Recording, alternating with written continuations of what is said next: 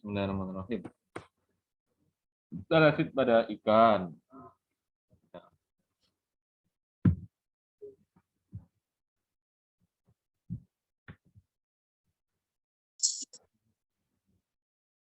Sakit adalah berkurangnya atau hilangnya rasa nyaman pada tubuh.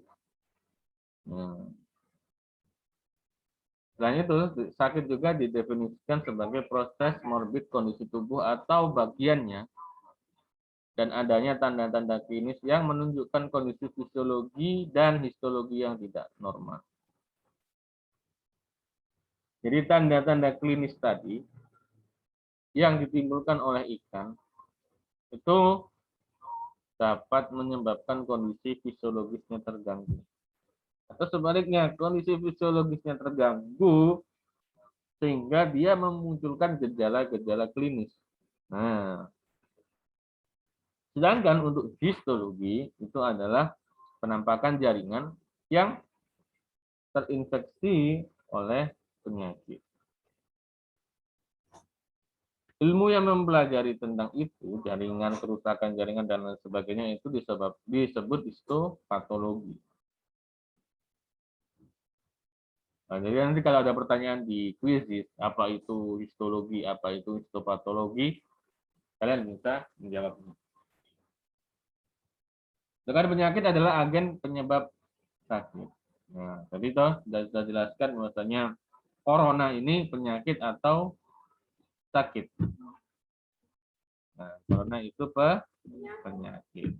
Karena dia adalah agen yang menyebabkan orang sakit.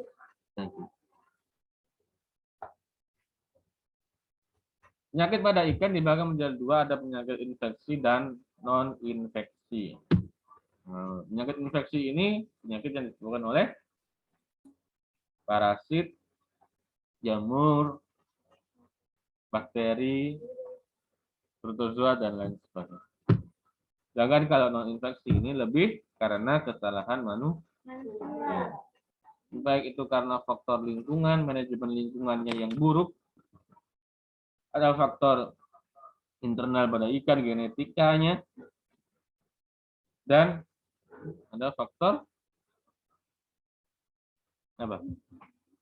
Nutrisi. Faktor nutrisi adalah nutrisi pakan yang dibutuhkan oleh ikan. Jadi ketika kita budidaya ikan itu kandungan nutrisi pakannya itu harus sesuai dengan kebutuhan ikan. Jadi ikan-ikan yang kandung kebutuhan nutrisi pakannya itu protein 40, maka kita harus berikan kandungan protein yang setara itu. Dan ketika kita berikan kandungan protein misalnya 18, 15, 20, maka metabolisme ikan akan terganggu sehingga ikan itu lemah. Kemudian ada lagi, ketika pakan itu sudah basi atau sudah expired, tapi kita masih berikan pada ikan, nah, ikannya ini juga bisa sakit karena kandungan nutrisi pada pakannya ini sudah terjadi perubahan.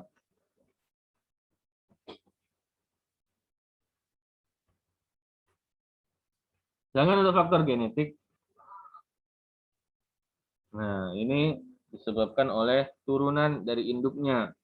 Jadi ketika induknya ini cacat, misalnya, kemudian dia induknya ini sudah pernah kena penyakit, dan dia mempunyai penyakit bawaan, maka secara otomatis atau secara langsung atau tidak langsung, maka induk ini menularkan atau menurunkan penyakitnya kepada anaknya. Itulah pentingnya namanya seleksi induk. Nah, seleksi induk itu penting untuk menghasilkan benih yang berkualitas.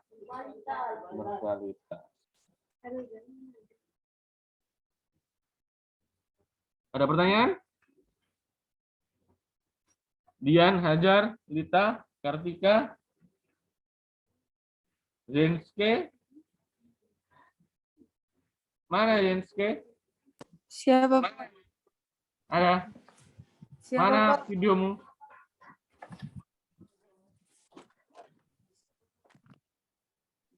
Jadi stres atau kondisi fisiologis tadi yang kita sebutkan tadi itu kita bisa menggali itu ada hemoglobin tadi, hematokrit, leukosit, plasma kortisol, glukosa, kolesterol,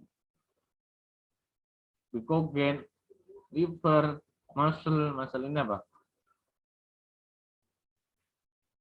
Oh, muscle.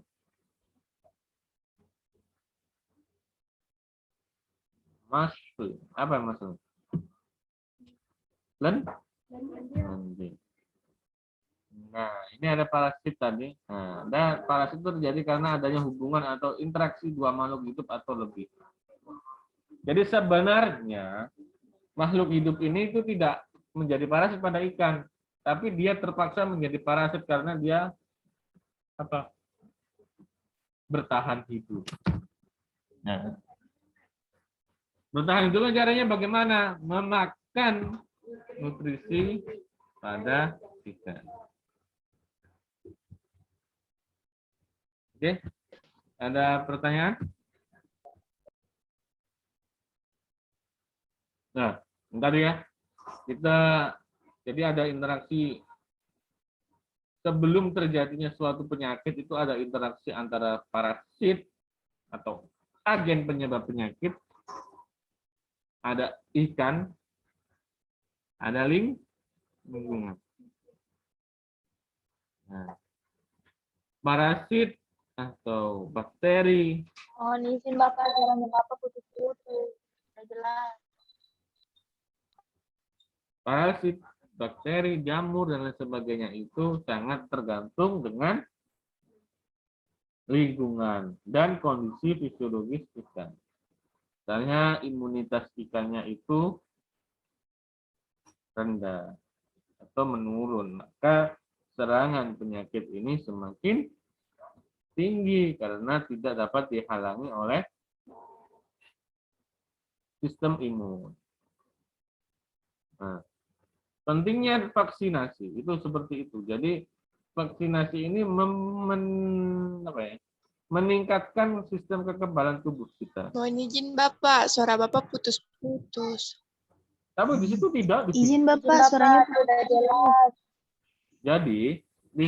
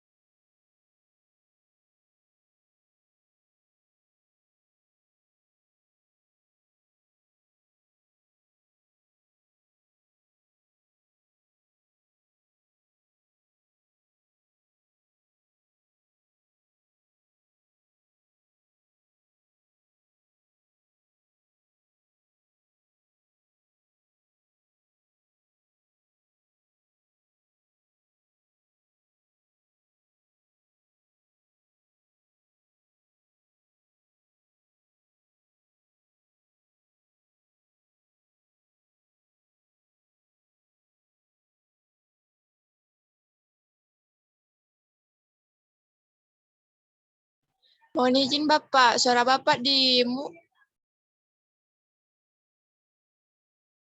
Bapak ada masih beli ya kamu sabar.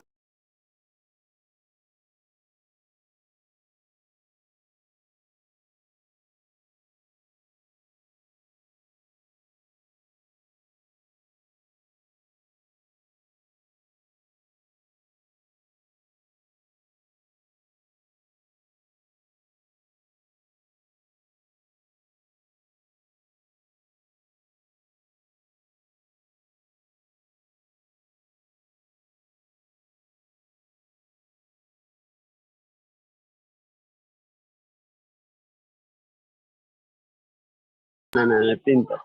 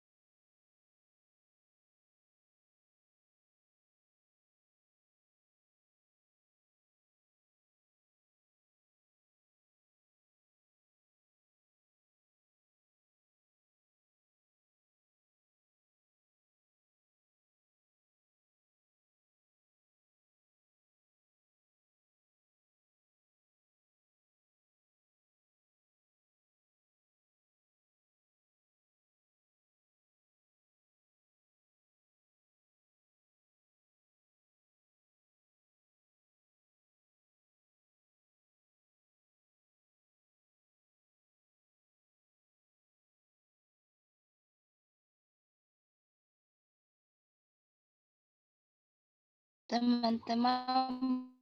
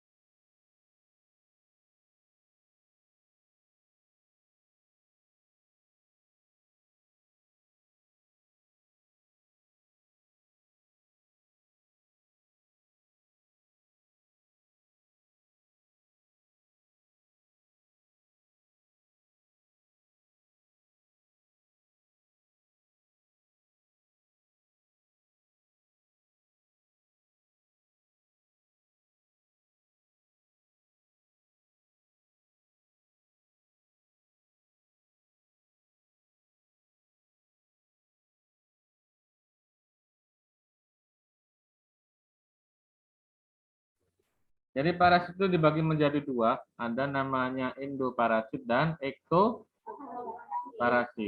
Nah, endoparasit ini mendapatkan energi dari dekomposisi glikogen dalam sel. Jadi dia ada di dalam tubuh ikan. Misalnya ada di dalam rongga perut dan lain sebagainya. Ektoparasit ini menggunakan oksigen terlarut dalam air, jadi dia hidup di permukaan tubuh ikan, baik itu di insang, di mulut, atau di kulit. Dari sini ada pertanyaan?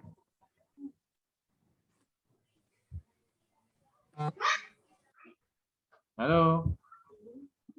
Ada pertanyaan? siap tidak Bapak? Lanjut ya.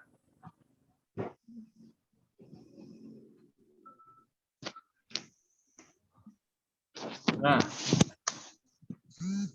itu ya. Contoh-contoh parasit pada ikan.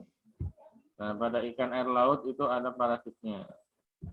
Ada di bagian sini, bagian kepala, bagian sirip, dorsal, bagian apa ini? Permukaan tubuh. Nah, ada di kordina, ada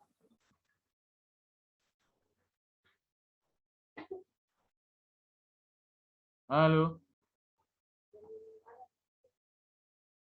Ini sudah masuk.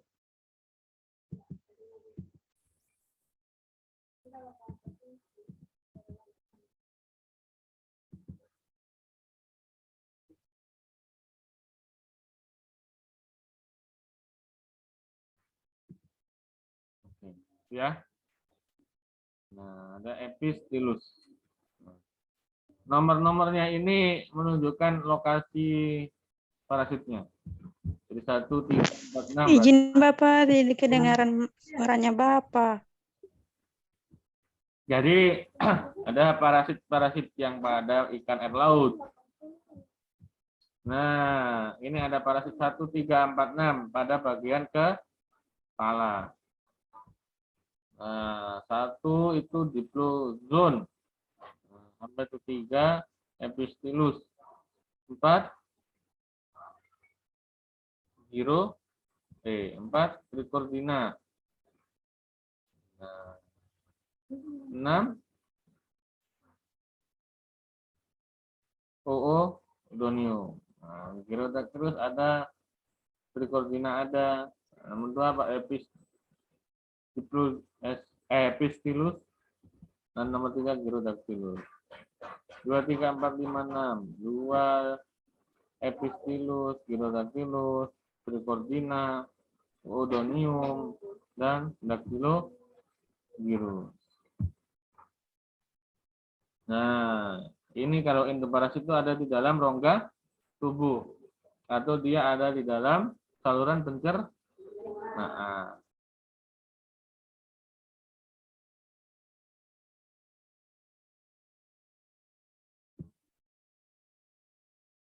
Maaf ya, jaringannya agak error. Nah, ini ya. Endoparasit itu letaknya di mana? Di dalam rongga perut. Rongga perut ada di dalam daging, ada di dalam saluran pencernaan. Saluran pencernaan. Saluran.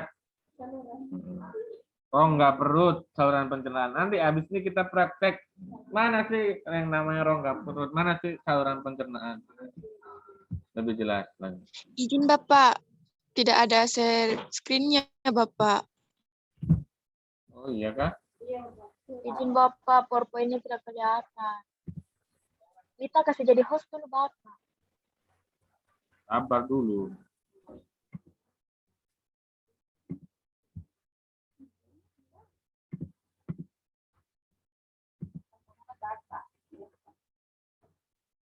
Ya. Nah, nih. Endoparasit itu letaknya ada di dalam tubuh. Nah, di dalam tubuh itu ada di dalam rongga perut, ada di dalam daging, ada juga di dalam saluran pencernaan. Begitu? Understand? Kedengeran, Lita?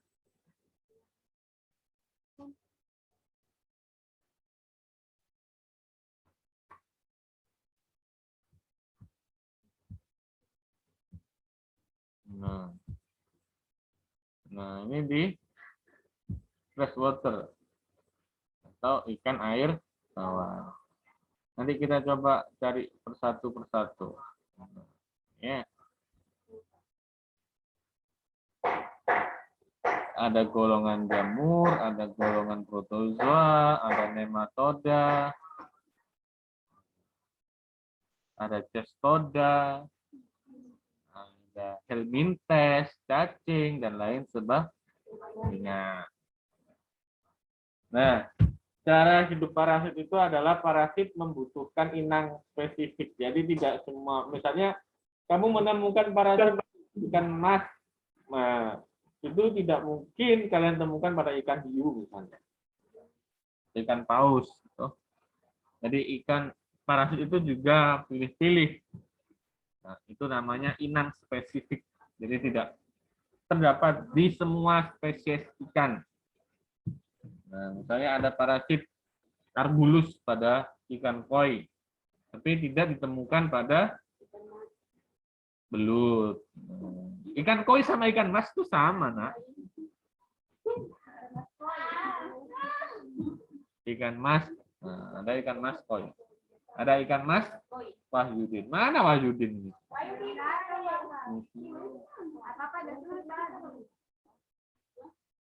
Nah, beradaptasi secara morfobiologis untuk bertahan hidup dan mencari inang baru. Nah, jadi ketika inangnya ini mati, maka dia akan berpindah ke ikan yang lain. Penyebaran dapat menular secara vertikal dan horizontal. Nah, parasit merupakan keseluruhan karakteristik hewan yang dapat membantu dalam populasi untuk hidup, tumbuh dan bereproduksi menjadi lebih banyak di bawah kondisi yang ada pada habitatnya. Nah, ini ya. Jadi parasit itu mempunyai karakteristik tersendiri sehingga dia mencari hewan yang mampu untuk dia ditinggali dan dia bereproduksi. Jadi misalnya ketika dia sementara tinggal di belut, tapi dia mampu bereproduksi di situ, maka dia berpindah. Nah, ini adaptasinya bakteri ini adaptasi parasit ini dibagi menjadi beberapa, empat tadi. Ada adaptasi fisiologi, ada adaptasi morfologi, dan adaptasi indera penglihatan, dan adaptasi pada mekanisme pernapasan. Adaptasi fisiologi yaitu adaptasi yang terkait dengan fisiologi tubuh parasit untuk dapat hidup di dalam inang. Jadi si parasit itu memiliki semacam peralatan atau anatomi tubuhnya itu sehingga dia dapat hidup pada ikan. Beberapa parasit itu memiliki saker atau mulut penghisap sehingga dia mampu menempel pada kulit atau sisik ikan. Ada juga yang memiliki kuku-kuku yang tajam sehingga dia mampu menempel pada tubuh ikan. Adaptasi morfologi adalah penyesuaian yang dengan perubahan atau modifikasi salah satu atau beberapa atau bahkan semua bagian atau bagian tubuh yang tadi Bapak jelaskan tadi, sehingga bagian-bagian itu menjadi tertentu baik bentuk maupun sifatnya atau fungsinya. Nah, tadi ada yang mempunyai mulut, saker. Nah, ada yang memiliki kuku atau kaki-kaki yang tajam. Nah, di parasit ini secara fisiologis ini kan ikan itu inang nih sebagai inang. Ikan sebagai inang itu memiliki perbedaan yang spesifik antara spesies satu dengan spesies yang lain. Nah, maka si parasit ini mau tidak mau akan beradaptasi dengan kondisi itu sehingga dia mampu hidup di dalam tubuh inang. Nah, parasit beberapa parasit memiliki organ mata yang mencolok. Tadi ada yang bisa, makanya ada yang mempunyai dua mata yang bisa kelihatan. Ada yang tidak memiliki mata yang mencolok.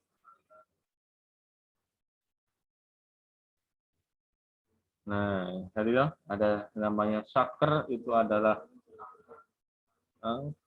mulut penghisap. Ada nematoda labia dan pada ekor ada nematoda. Ada pada mekanisme pernapasan parasit secara umum. Parasit memiliki struktur pernapasan seperti grapedik, babis pada bagian ujung posterior torak, panela, pernea, lopus, dan jenis chondratron.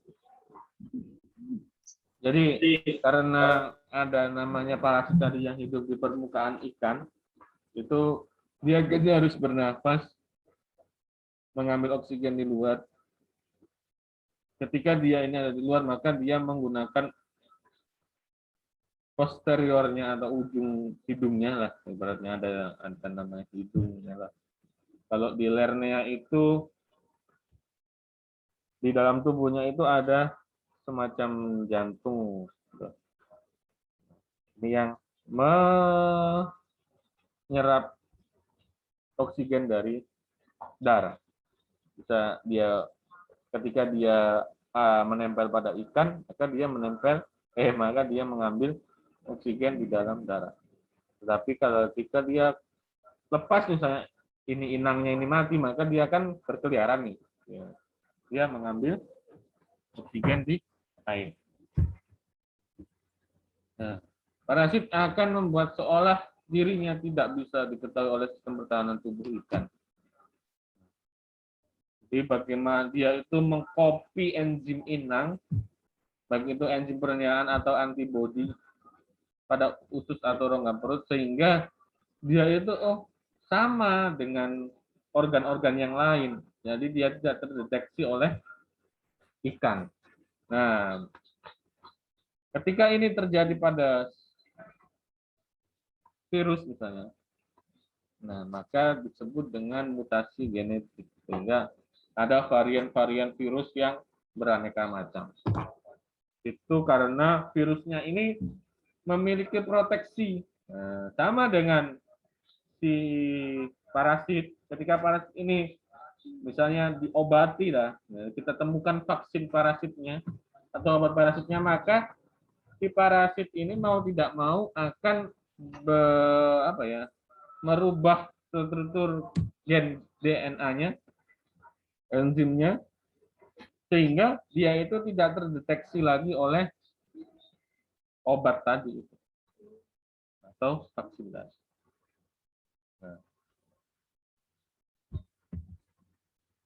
Nah, pola penyerangan parasit adalah horizontal tadi, ada vertikal.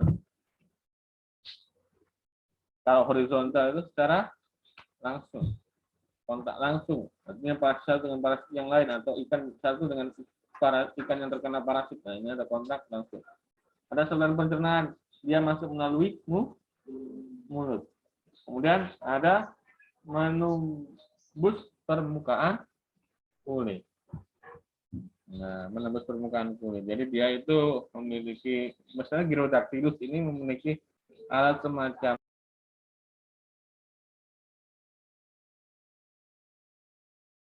jadi Indihome itu kan terbatas kemampuan. Memang Indihome tidak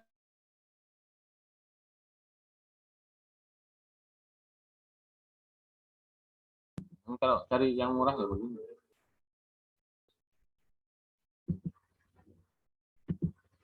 Nah, ini ada secara vertikal karena adanya vektor atau perantara hewan lain.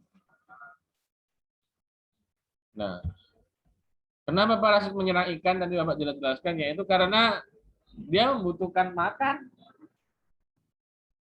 Kalau dia membutuhkan makan, dia pasti menyerang ikan untuk bertahan hidupnya tadi.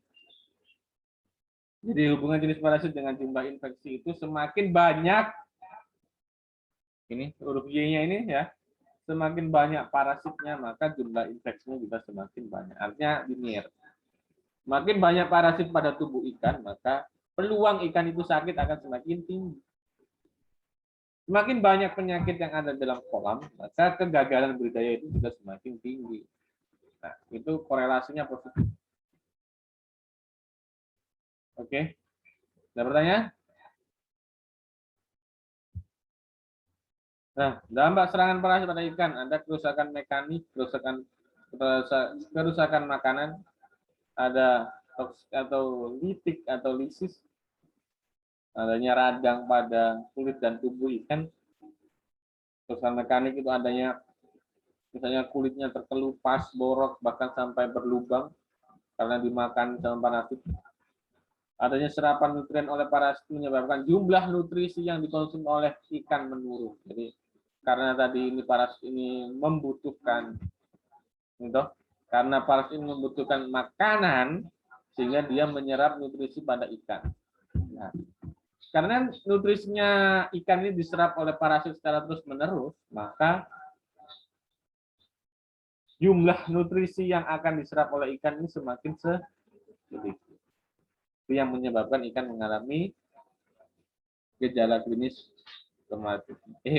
Gejala klinis itu kurus, begitu nafsu makan menurun dan kematian. Ada pertanyaan? Ada pertanyaan? Jelas? Jelas? Yang di rumah? Mana?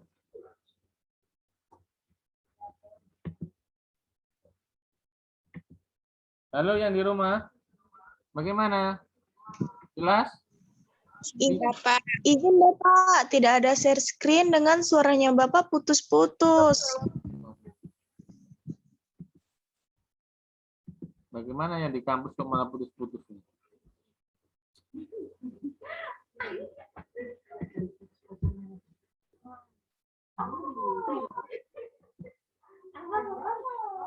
Gara-gara Tasya ini. Gara-gara Tasya, Eren jadi semakin dewasa.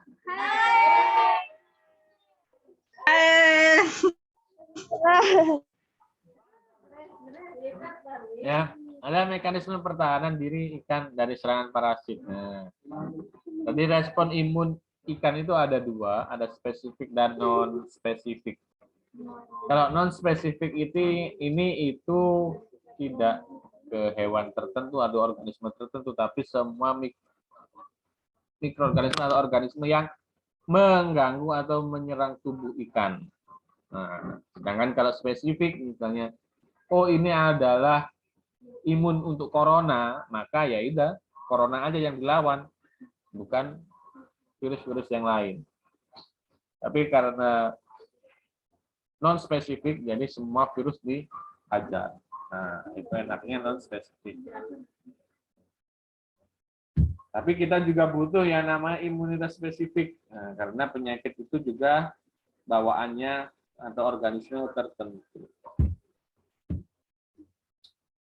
Lama sekali orang. Nah, ada imun non spesifik. Nah, itu dari penghalang fisik dan kimia. Nah, dari mukus, lendir, kulit sisik dan insang. Dan pertahanan seluler, sel makrofag, leukosit, sel monosit, neutrofil, eosinofil, dan basofil terhadap serangan patogen. Contohnya nih, produksi mukus yang berlebih itu bertujuan untuk membersihkan bakteri atau parasit pada permukaan tubuh ikan. Ya. Karena apa? Mukusnya ini terdapat enzim lisozim atau proteolitik yang dapat membunuh parasit atau patogen.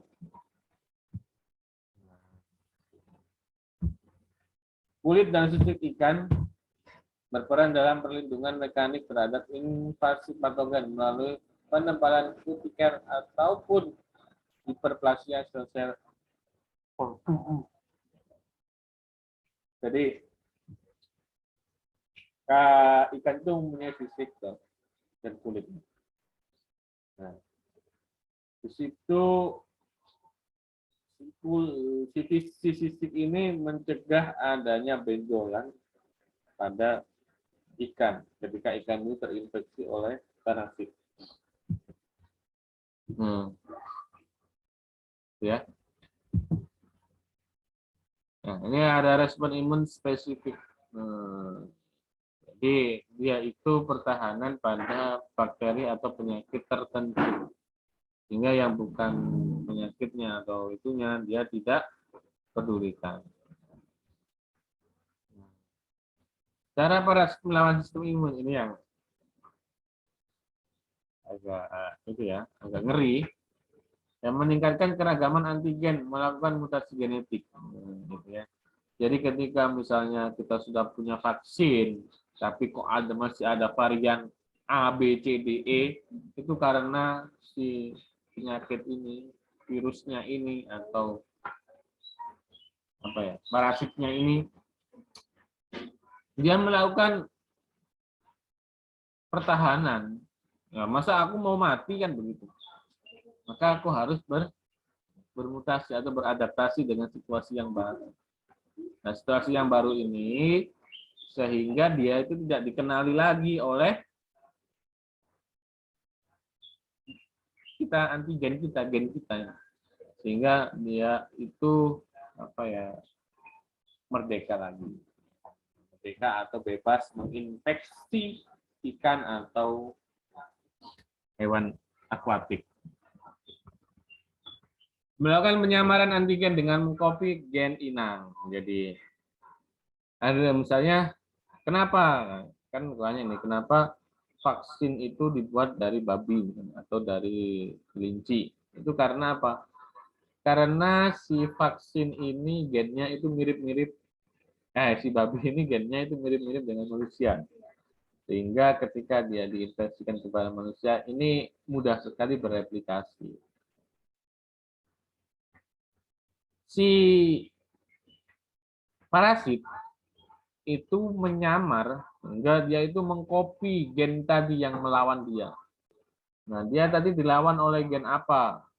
Dia tadi dilawan dengan gen A. Gen A itu mempunyai pasukan CDE. Nah, dia akan mengkopinya sehingga dia tidak dikenali lagi. Seolah-olah dia ini adalah prajuritnya si A tadi, padahal dia parasit. Bisa membayangkan? Bisa membayangkan? Hidup di dalam makrofag memakan dan hidup dalam aliran darah. Aliran ya, bukan alisan, aliran darah. Nah, dia memakan makrofagnya eritrosit dalam aliran darah. Supresi respon imun mengaktifasi sel-sel supresor dalam tubuhnya sehingga komunikasi sistem imun terganggu. Nah, ini kerjaannya hacker. Nah, hacker itu ya yang memotong sehingga komunikasi sistem imun ini terganggu. Nah, misalnya pasukannya tadi A tadi punya pasukan CDE. Nah, CDE ini mau menyerbu ke XYZ misalnya.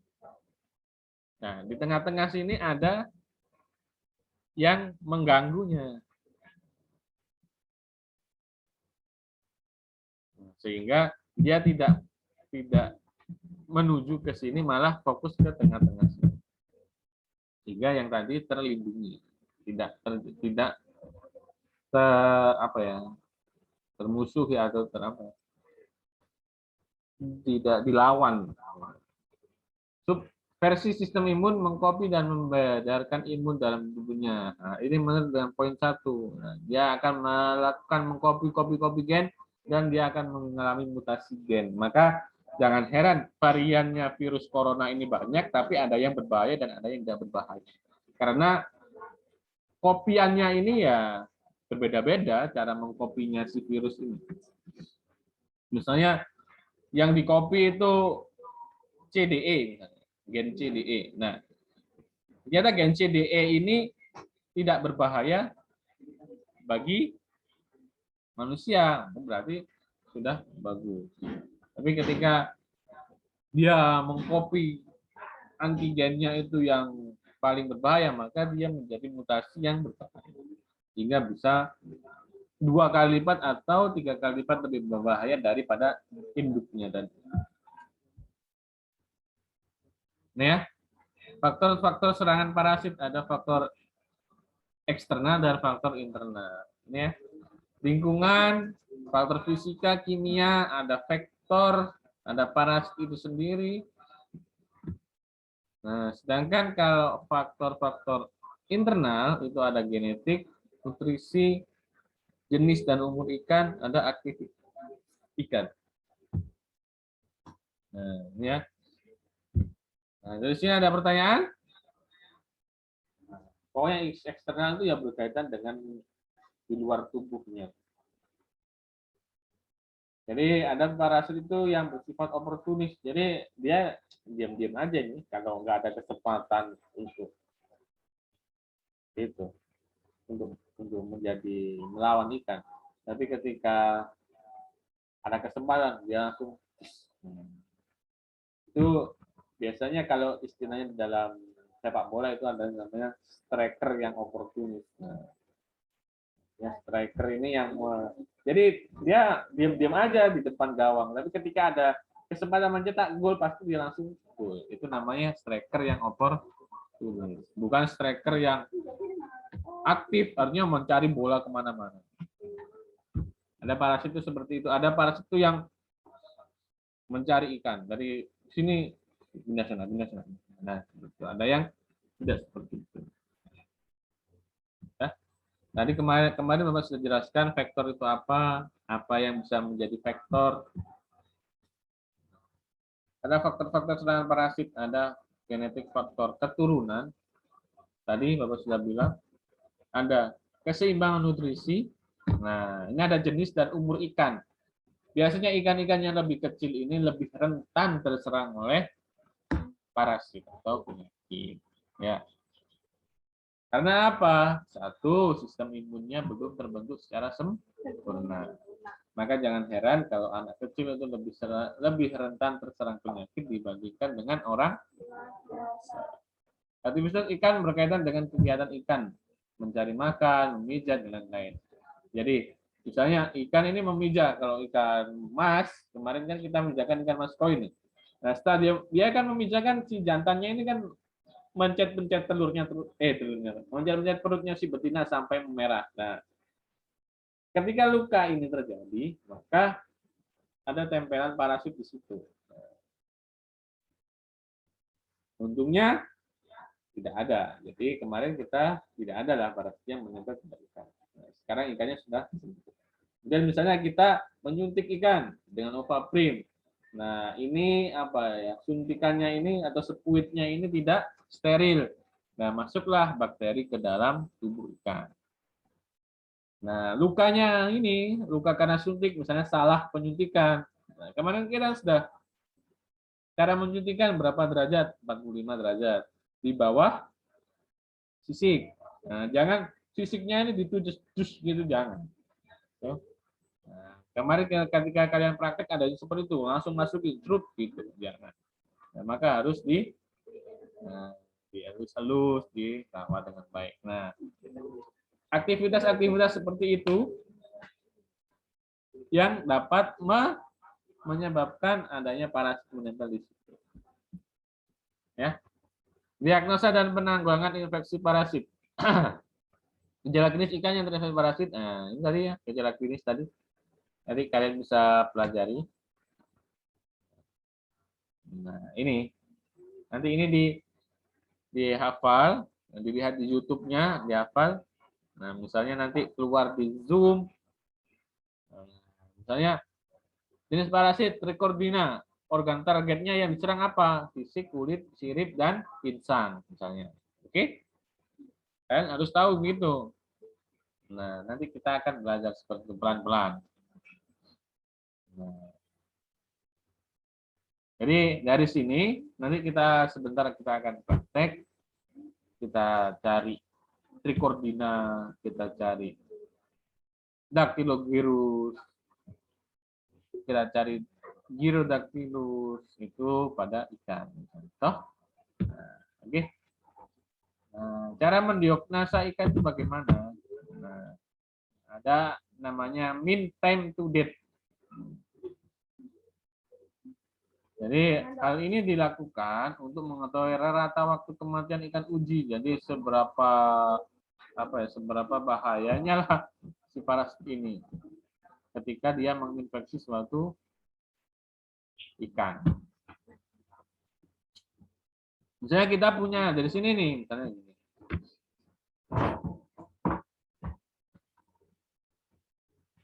Ini MTD sama dengan AI kali BI per D. Nah, misalnya dalam waktu 1 jam kita punya ikan 10 ekor di akuarium. Dalam waktu 10 jam ini mati 5. 5 jam mati 10. Maka MTD-nya bisa kita juga ingin lihat yang di papan tulis. Waktu kematian. Jadi waktu kematian ke berapa? Ke 5. Nah, terus 5. Jumlah ikan yang mati 10. Kemudian dibagi 10. Berarti 5 kali 10, 50 dibagi 10, 5. Jadi waktu MTT rata-rata waktu kematian yaitu 5 jam. Begitu. Ada pertanyaan dari sini? Ya. Nah, kita punya ikan 100 ekor. Dalam waktu 10 jam mati 50. Maka MTD-nya berapa? Waktu kematian ikan berapa? Tadi 5 jam. Mati berapa? 50. Nah, 5 kali 5, 25 terus 50. Dibagi, jumlah ikannya mati 50. Terus 50 dibagi 5, 250 dibagi 50, ketemu 5. Jadi setiap 5 jam maka mati segitu. Nah, ada pertanyaan?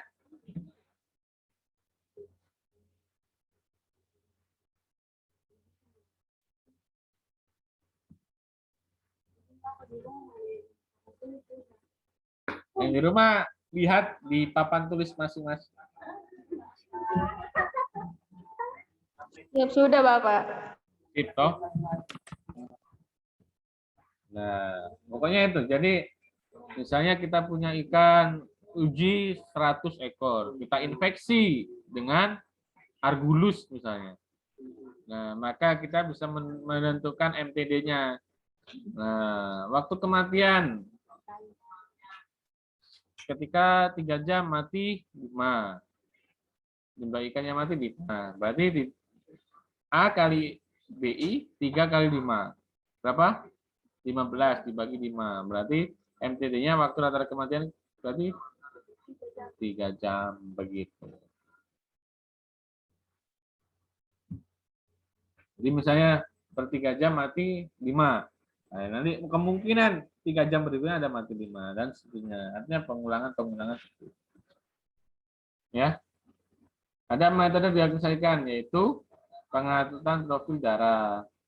Ada pengukuran indeks fagositik. Ada pengukuran titer antibodi, pengukuran patologi klinik darah dan histopatologi ikan. Kemudian ada tingkat kelangsungan hidup berarti. 1 dikurangi jumlah ikan yang diinfeksi dibagi jumlah ikan yang mati. Jadi misalnya di sini tadi kita punya 100 ekor. Kita hitung RPS-nya ya. RPS. Kita punya 100 ekor. Kemudian kita infeksilah ikannya, semua ini diinfeksi. Infeksi Dactylo dulu. Infeksi Dactylo dulu. Kemudian jumlah ikan yang mati setelah 10 jam itu berapa? 50 bukan 50 ekor. Nah, jumlah ikan yang mati jamnya 10 jam yang mati 50. Maka kita hitung RPS-nya 1 dikurangi jumlah ikan yang diinfeksi 100 itu dibagi jumlah ikan yang mati 50. Oke? Dikali 100. 1 dikurangi 100 bagi 50 2 kali 100. Berarti MPS-nya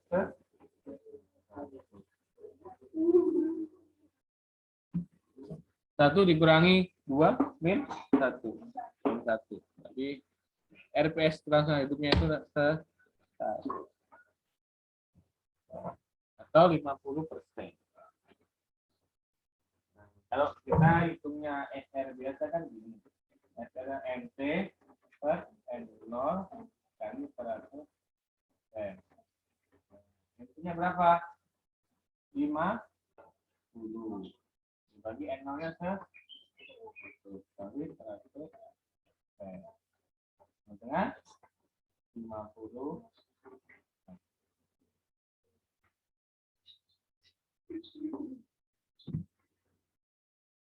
100 yang mati 50. Jadi relativitasnya itu sebesar 100.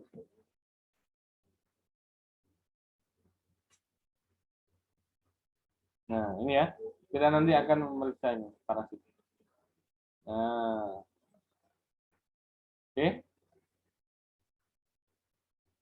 Catat spesies ikatnya ikan mas, ikan asal, nomor sampel, dan lain-lain. Oke. Dibaca sendiri ya. Ini sudah ya. Nanti kalian lihat di YouTube lagi sehingga bisa belajar. Nah, sebenarnya kita akan praktek ini. Nah, kemudian kita amati juga mikroskopkan di gambar. Ada pertanyaan? Oke. Bapak absen dulu sebentar. Boleh.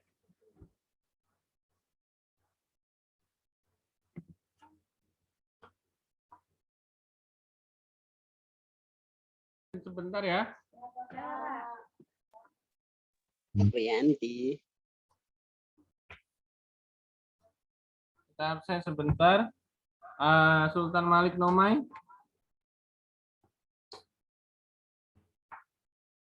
Eren, kau kemarin sudah kuisisnya sudah kau isi enggak? Kuisisnya sudah kau isi. Ngedan. Sultan Malik Nomai. Manilet, manilet. Manilet.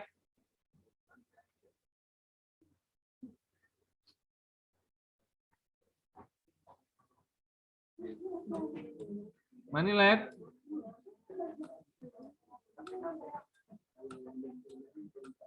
Halo, hey Manilet.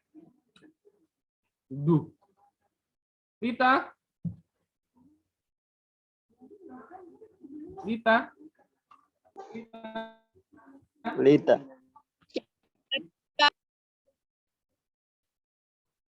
Lara. Lita pos. Jihan. Lara mana Lara? Lara. Ya, Jihan hadir Bapak. Lara mana Lara? Lara. Bapak, Lara lagi di kamar mandi, Bapak. Kamu kok bisa tahu, Jun?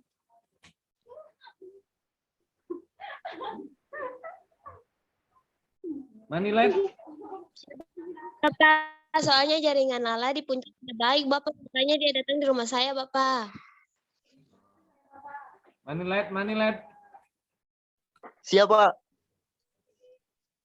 Manilet, Bapak ini absen. Pak. Kalau nggak ada, kau bilang nggak ada ya. Kau kan dantonnya katanya.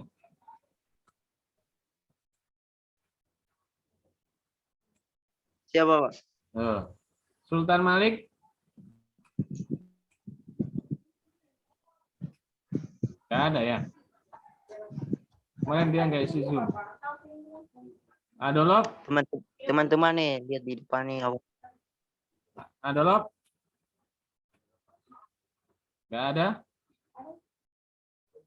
Mana? Adolop.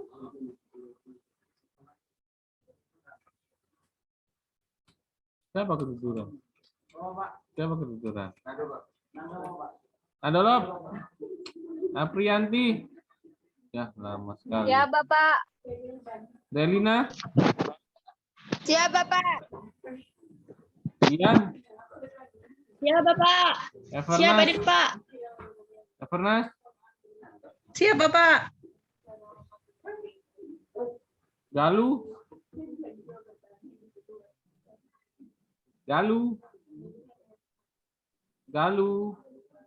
Siap hadir Bapak.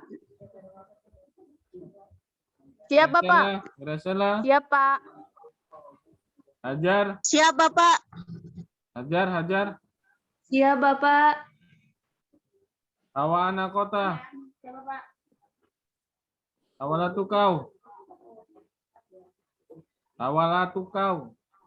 Izin Bapak, Hawa ada Bapak. Dia ada itu. Masak lagi gak apa Bapak?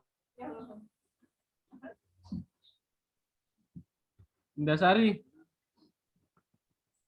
Siap, Bapak. Kartika. Masak. Siap Bapak hadir. Mezin. Majid. Mijib. Siap, Bapak. Siapa? Novela. Novita. Siap, Novita Bapak. Helena mana? Wih, laki-laki. Siap, hadir, Pak. Ini. Watafuhan. Nur Hayati. Siap, Nur Hayati. Bapak. Siap, Bapak. Nurjana Anakota. Albertina. Ber. Siap, Bapak. Mbak Bertina TK, Bapak. Siap, Sadrak. Bapak hadir. Sadrak. Sadrak mana? Siap Bapak. Siap Bapak. Tasmita. Izin Bapak, tadi dia ada, cuma datanya habis. Resmi ke rumah sakit, Bapak. Sony. Sony. Tony. Yati. Yesia. Zenske. Siapa? Mana? Ada, Bapak. Mana? Siapa? Mana? Bagaimana kok nggak pakai baju Siapa? yang hijau merah? Siapa, Bapak?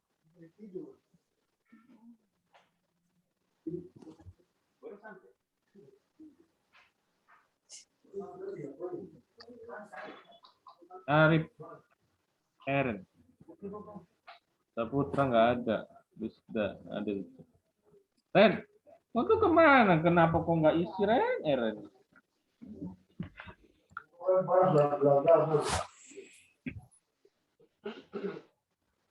Oke ya. Sebentar lagi kita masuk ke Lium lagi. Harus ada ikan di tempat kalian masing-masing. Nah, kita akan ambil ikan, kemudian kita akan praktek secara virtual dan offline. Yang di rumah silakan cari ikan di pasar atau di selokan sebelah rumah. Nah, maka kita akan pergi ke sana ke Agromina cari ikan, baru kita balik lagi ke sini. Oke? Bapak udah masuk Zoom-nya lagi jam berapa, Bapak? Ah, Izin Bapak untuk masuk Zoom-nya lagi jam berapa? nah sebentar saja. Bapak ambil ikan, nanti ke sini lagi. Paling ya 1 jam lagi lah. Cukup Tapi kan nggak kita jam buat masih pasar ya? Izin Bapak, kita belum dapat Izin, ikan, Bapak. Bapak. Jauh, Bapak. Ini Bapak Di habis pasar jam cari ikan. itu, Bapak. Saran Pak. izin, Pak. Yang begini pasti sudah tutup Bapak. Nggak ada, tutup apa?